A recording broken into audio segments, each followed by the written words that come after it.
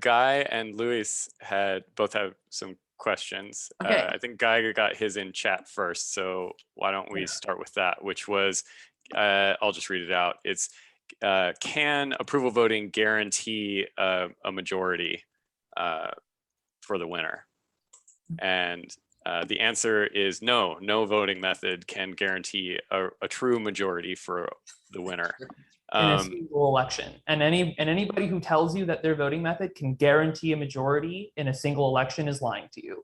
There are some poorly written majority clauses in election codes around the country that you can kind of skirt around and kind of mess with, but there's no method that can do that. That saying, given that, I would say that approval actually delivers true majorities more often than the vast majority of other methods, because you are able to express full support for multiple candidates. And so you will see that happen more often with approval than a lot of other methods, but there's no method that can guarantee it. It did happen in Fargo and St. Louis, if I recall correctly. Guy, was that your question? And you had a comment? It totally was. The follow-up is the ranked choice voting folks, as far as I know, would say their guarantee is there's instant runoff voting.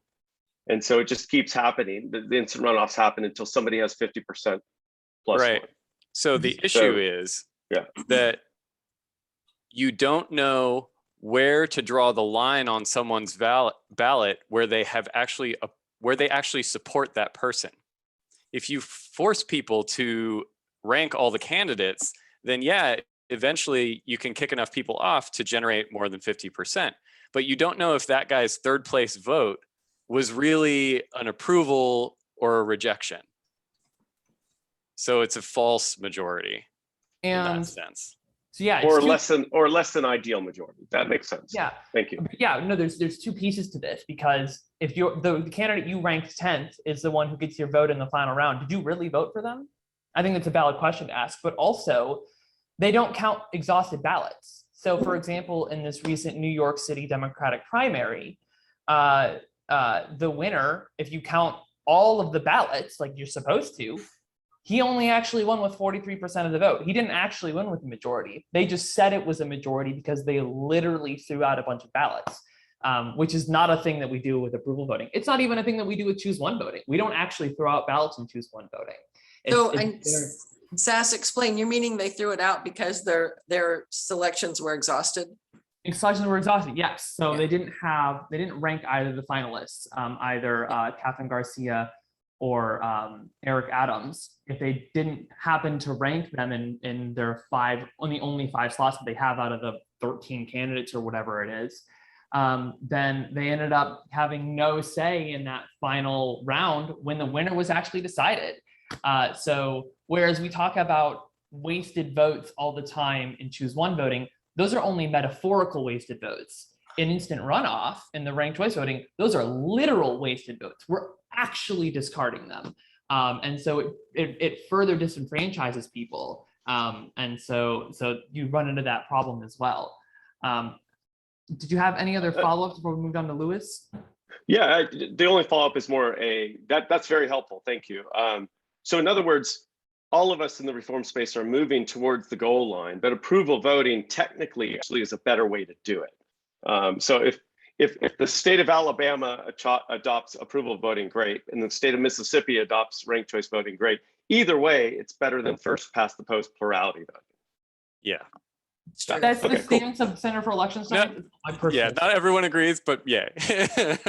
Well, fair enough. Again, it's, are we hitting a single or a double in any given state or municipality, et cetera? So, yeah. Well, I personally feel that ranked choice voting is a step back from choose one voting for a couple of reasons in the United States. One of them is, and this is a little bit technical, it's not precinct summable. So in the US, in the last few decades, we've had actually astoundingly secure general elections. Primary is a different story. General elections have been really top notch in terms of security, very little fraud.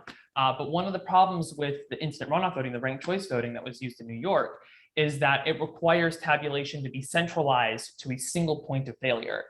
And that single point of failure in New York City happened to be a board of elections that has a history of making a lot of mistakes.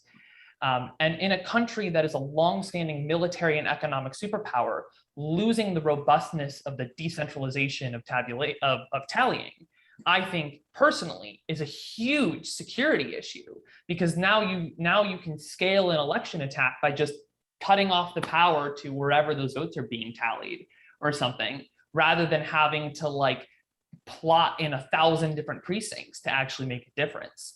And of course, when you look at third parties, right? One of the things, let's take real world example, the Green Party, for example. The Green Party has moved the Democrat Party on specific issues by getting a certain level of votes that show up in the final tally. But under ranked choice voting, those don't show up in the final tally. It's not what's seen. And so for small parties, they actually lose that leverage that they have over major parties. And at the end of the day, what's really the main issue? It's that we're stuck in a two-party system. And ranked choice voting suffers from the same spoiler effect, vote splitting, lesser evil, center squeeze dynamic that choose one voting has. It's not going to get it. It still trends toward a two-party system in the exact same way. And it's not going to get us out of this system. So personally, I believe that ranked choice voting is actually a step backwards, because you lose the election security. It's far more complex, and it hurts third parties, and it doesn't get us out of the duopoly. So that's my personal stance on it. It's kind of it might be a once in a lifetime kind of reform. Like once we pass something, it's hard to get it changed again.